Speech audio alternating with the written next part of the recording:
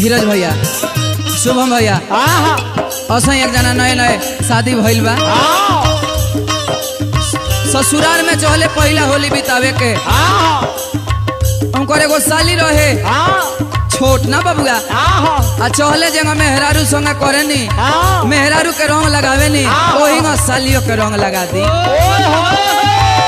शाम के समय बा साली के हाथ पकड़ ले बारे सलिनिया कहती है के जीजा जी ई का करता नहीं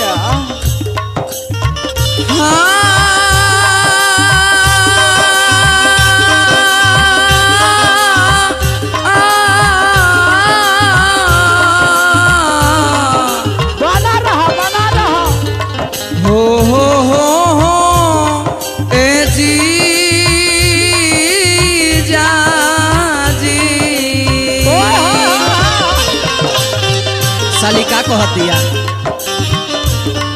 अभी छोड़ती मोर कालाई तनिको में हाबराई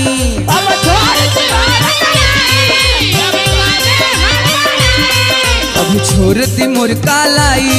जनिको में हाबराई बात हमार मान लिया जीजा कहत बिया राउर साली बात हमार मान लिया जीजा कहत बिया राउर साली अरे रंगावा धीरे धीरे डाली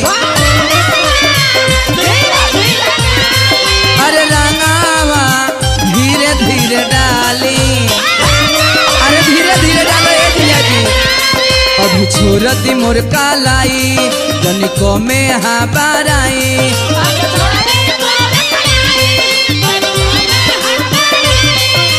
बात हमार मान लिया जीजा कहत बिया राउर साली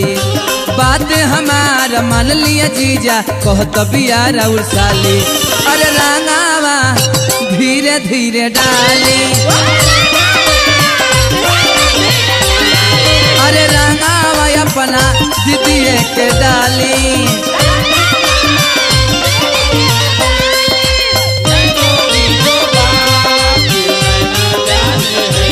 सपनों की बात नैना जाने रे नैनों की जो बात नैना जाने रे सपनों की बात फिर नैना जाने रे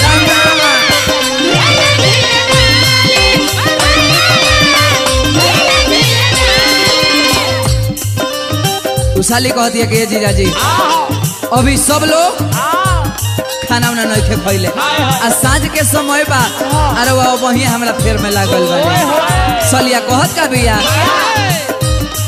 दितिया पिया जागल होई मत इतना पागल तनी बुझी मजबूरी मो मत रही हम से लागो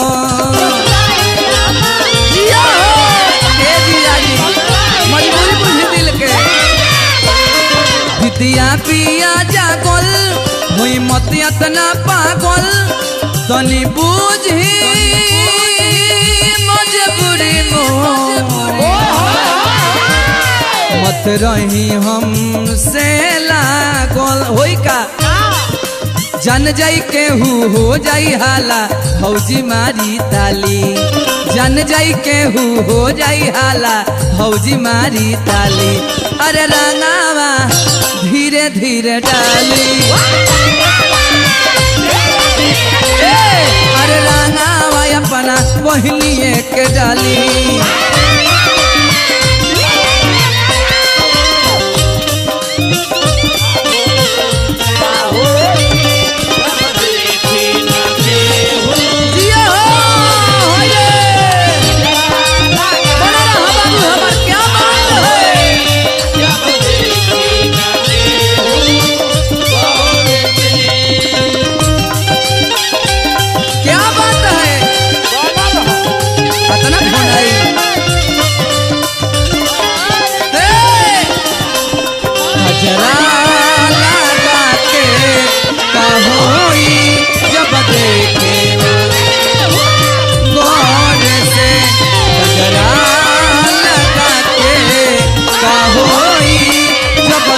है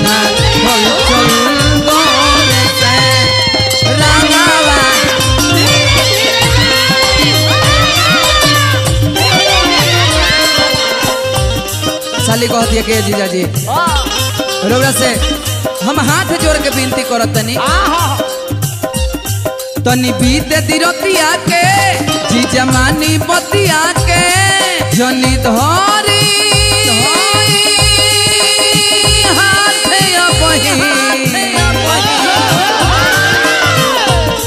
धरकाई जनी छतिया के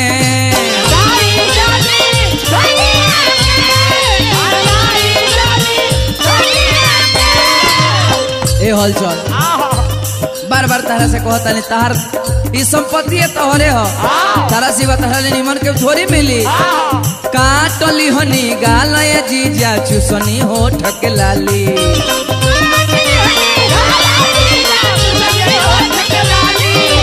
काटली हनी गाल ये हल चल चुसनी होठ के लाली अरे रंगावा धीरे धीरे डाली अरे रंगावा धीरे धीरे डाली अरे रंगावा धीरे धीरे डाली